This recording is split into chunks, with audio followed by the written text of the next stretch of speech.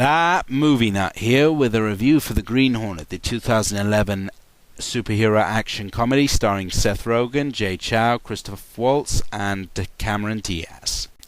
The story follows Britt Reed, a spoilt brat, party man and comic book lover who, after his father dies from a bee sting, inherits his fortune and, with the help of his dad's ex-servant and mechanic, Kato, he decides to embark on a career of crime fighting, just like his favorite comic book heroes. However, at the same time, a notorious mob boss is having a midlife crisis and is beginning to wonder if he is truly scary. Ultimately, the Green Hornet and the mob boss, Chernovsky, collide. All the while, Britt Reed is trying to woo his new secretary, played by Cameron Diaz, who, in fact, is more interested in Kato. The acting all around is pretty decent. Seth Rogen is, of course, Seth Rogen, but he pulls off the lines with humor, and he's clearly having fun in the role, and there is chemistry between him and Chou, who, of course, is majorly badass as, of course, the genius fight martial artist Kato.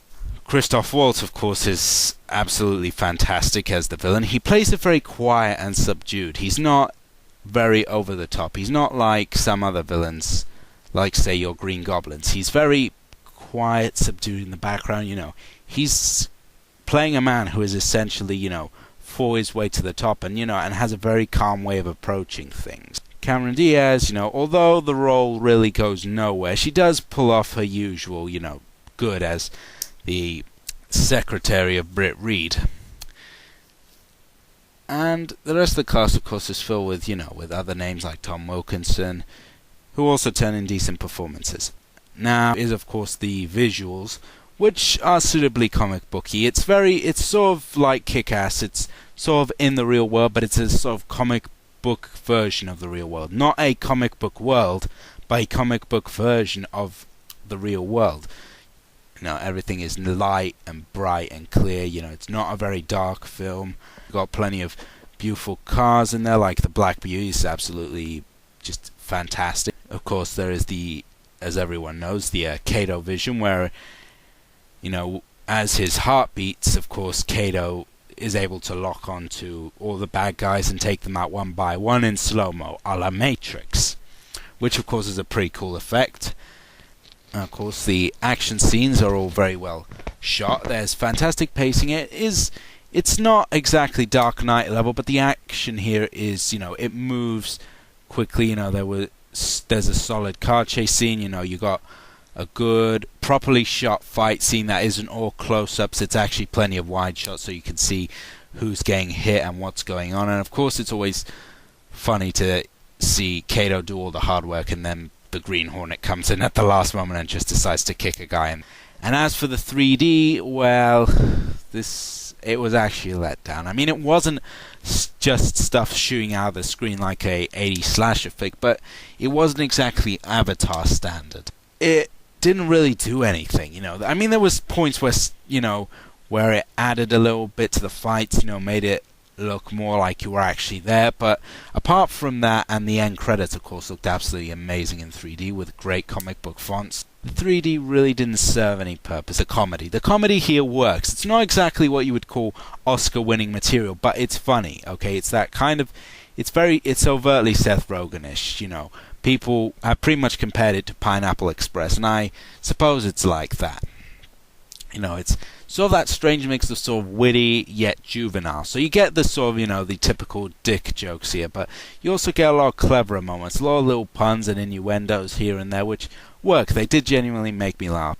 And the pacing, of course, is what helps the jokes and the action fit together. While it is a tad long at 2 hours, the film does move gracefully enough so that it wasn't too big of a deal. And now for the one thing that everyone has been talking about, the story. Out of any movie that I have ever seen in almost a decade and a half of movie watching, never have I seen a film cause this much division among the movie-loving community.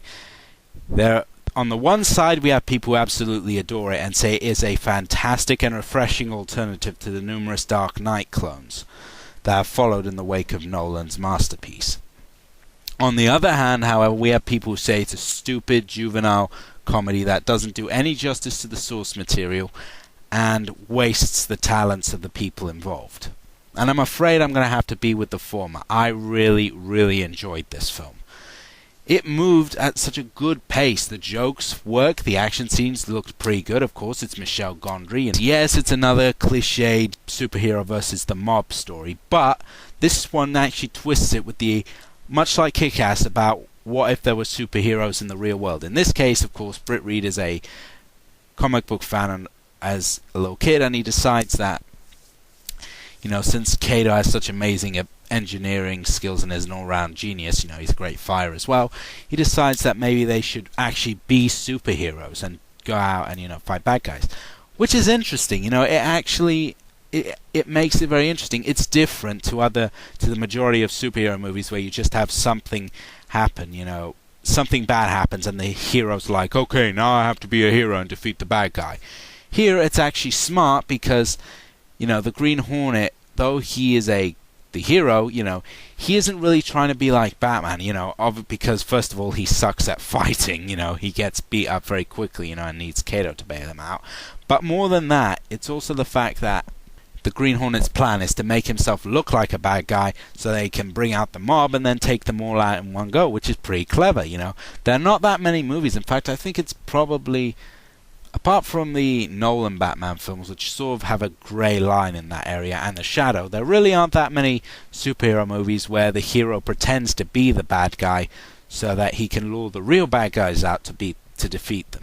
Yes, the 3D was a drawback, but then again, that wasn't too big of a deal. And the thing is, the pacing was really good. It was solid, It moved at a good enough pace. The Gondry's choice of angles, mainly a strange mix of close-ups and wide shots, as well as, of course, the Kato vision, really gave the film something. It gave it that little bit of spark. It helped that geeky charm which is in this film. This film is has tons of geeky charm in it, which, I just loved it for that. It was indeed a fun ride. Not since Scott Pilgrim have I walked out of a film with a huge smile on my face. I just felt really good. This is a feel-good movie. I felt really good by the end of it. I had laughed. I had been impressed by the action. As I said, it's not Dark Knight level, but it is pretty decent. It's decent. It's solid. It knows where it's going. It knows what it wants to be. And it was a fun ride. That's the most important thing. The last thing I think this should have been is a serious movie, because we all know in the past what's happened when comic book films get a little too serious for their own good. But as an adaptation of the Green Hornet, I don't know. Okay, I am not familiar with the source material, though of course I am familiar with characters that inspired the Green Hornet, like the Shadow. But the thing is, I think that it's better to have this than no Green Hornet movie at all. And and the thing is, I'll give Seth Rogen, Evan Goldberg, who was the writer of this, and Michel Gondry huge brownie points for for getting this film made, and for showing that the older heroes can be just as much fun as your Batmans and Supermans. And I just hope that this will also be the film that will hopefully introduce a new generation to the Green Hornet, and in turn may hopefully lead to a changing of the tides in the fortunes of films based on older comic book heroes, the Shadow and Doc Savage. So in conclusion, I give Green Hornet a silver star, a low one, but a silver star. However, this is a polarizing film. This is the perfect example of a film you either love or hate. You will either love for its action and for its humor, or you will probably hate it because of its questionable take on the license, and perhaps the fact that 2 hours, it can be a little long for some people. However, I enjoyed the film. This is probably one of the more refreshing superhero films I've seen post Dark Knight. It's a fun film, and I really recommend it if you're looking for a good time.